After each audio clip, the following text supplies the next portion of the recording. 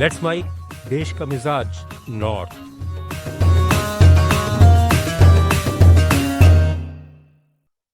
देश का मिजाज खबरें उत्तर भारत से। रक्षा मंत्री राजनाथ सिंह ने वैश्विक हालात पर चिंता जताई है।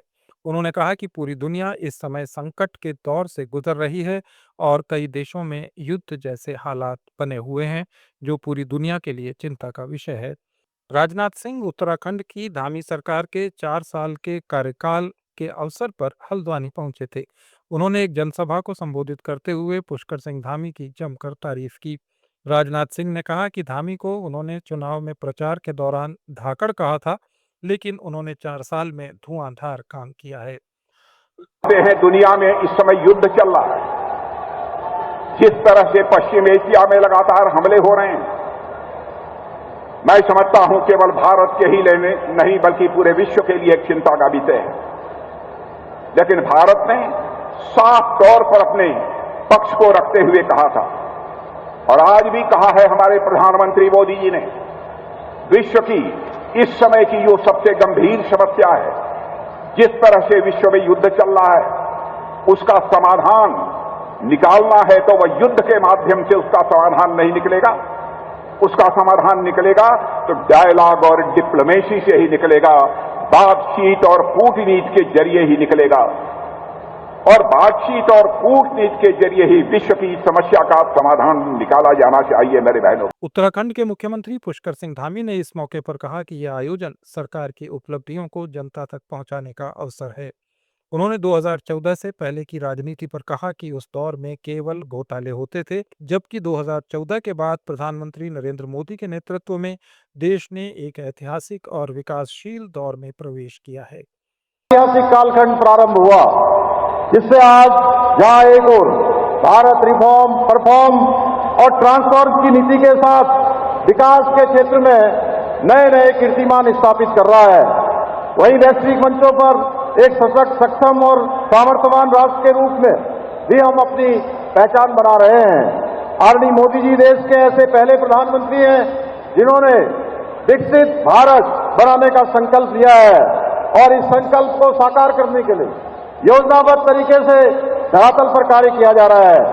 आज भारत विश्व की चौथी सबसे बड़ी अर्थव्यवस्था बनकर विश्व की एक बड़ी आर्थिक शक्ति के रूप में उभर रहा है।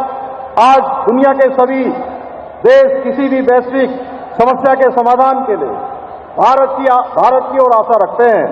आज जहां हरियाणा राज्यसभा चुनाव में क्रॉस वोटिंग का विवाद तेज हो गया है।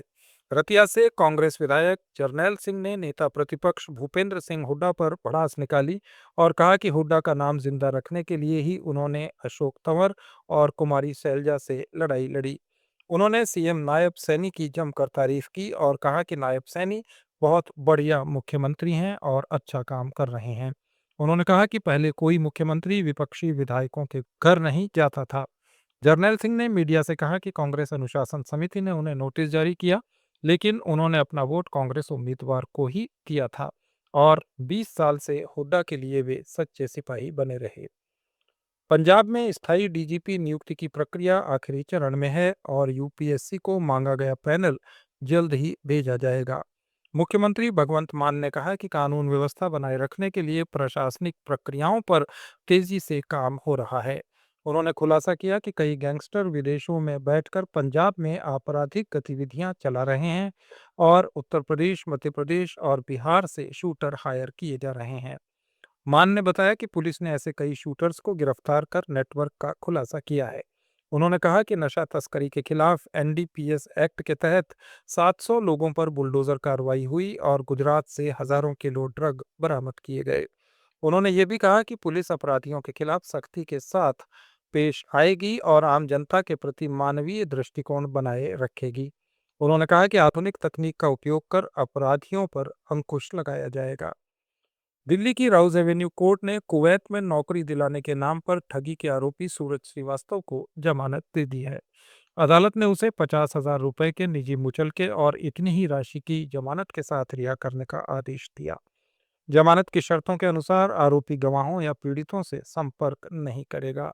ये थे देश के उत्तरी राज्यों के कुछ अहम समाचार। अपडेट्स के लिए जुड़े रहिए लेट्स माइक के साथ।